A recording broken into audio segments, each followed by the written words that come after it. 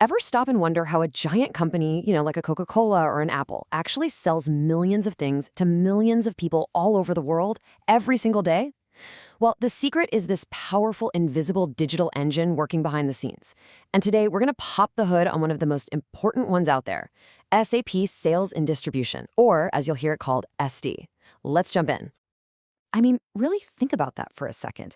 Every single sale has a customer, a product, a price. It has to be shipped, it has to be billed. Now multiply that chaos by millions. That is the exact problem that software like SAP SD was built to solve.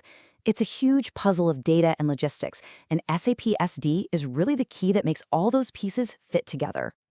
And here's the answer. You can think of SAP SD as the command center for a company's entire sales operation. It's a central part of SAP's whole system, and its job is to create one single, smooth process for everything, from the moment a customer first asks for a price, all the way to the moment their payment finally hits the bank. So, to really get our heads around how this works, we're going to quickly walk through 5 key things. We'll start with the big picture, then look at the company blueprint. We'll follow the journey of a customer order, see how pricing works, and finally how it all connects to the rest of the business. Okay, so first up, the big picture. Let's get right to the fundamentals.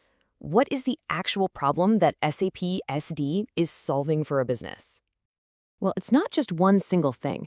It's more like a whole toolkit of connected functions. It manages the giant address book of customers. It tracks all the sales conversations. It figures out the complicated logistics of getting a product to someone's door, it sends the bill, and it even manages things like customer credit.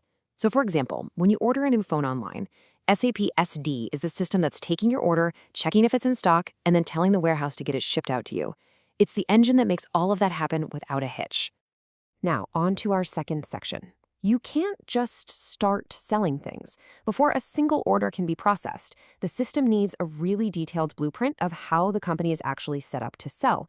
It has to understand the structure to get orders to the right place and track everything correctly.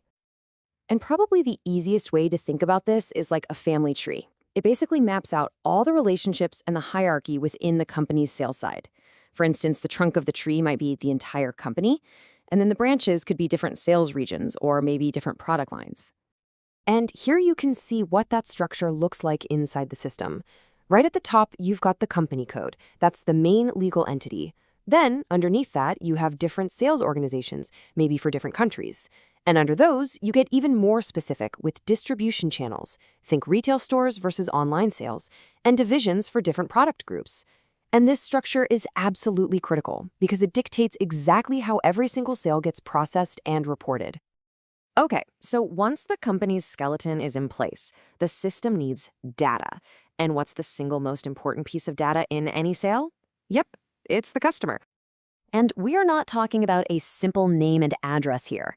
The customer master data is the single source of truth for every customer.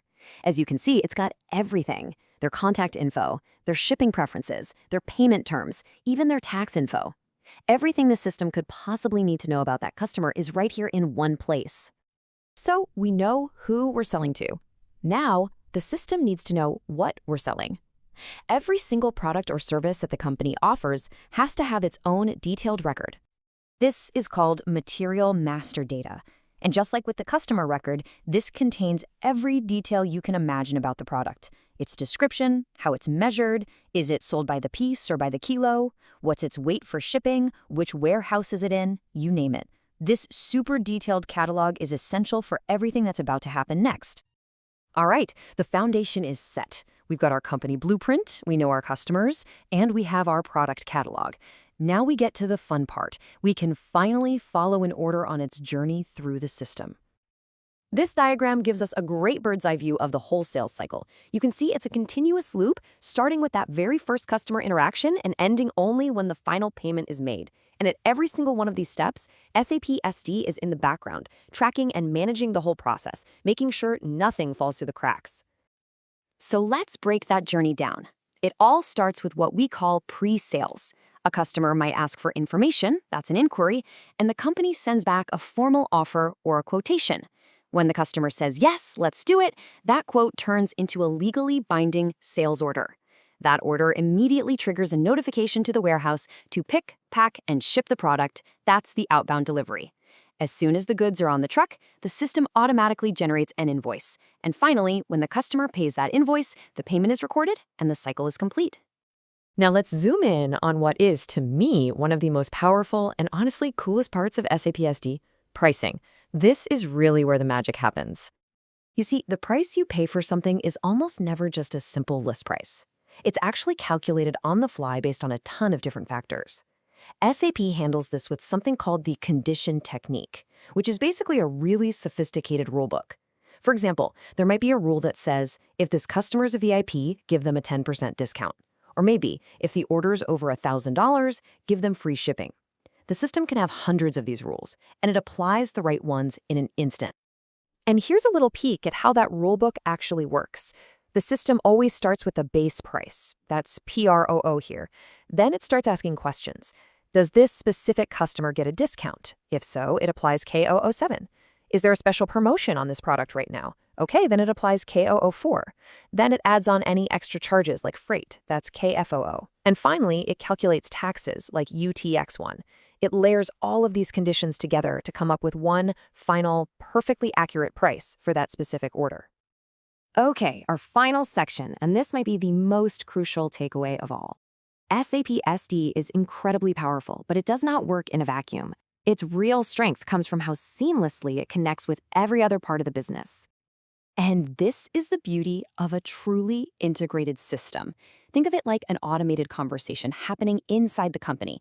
When a sales order is created in SD, it instantly sends a message over to the inventory system, which is called MM, asking, hey, do we have this in stock?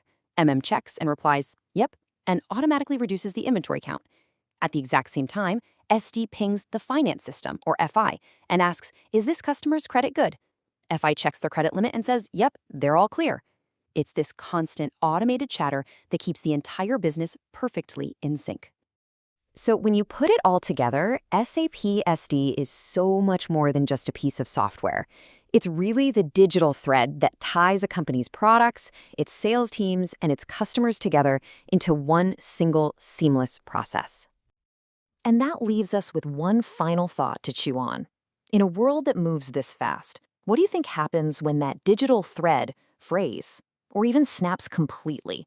When a customer can't place an order or a shipment gets delayed, all because of a tiny system glitch, the consequences can be massive. Something to think about.